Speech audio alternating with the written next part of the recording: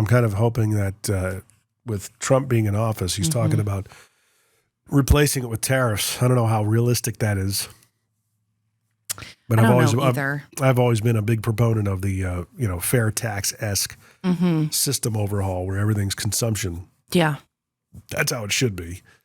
Well, and I feel like we're just taxing the hell out of everybody. I mean, We are. And it's awful. And these business owners some of them are getting to the point where they can't survive or they're having to sell their business. I've had at least 4 businesses this year that had to sell.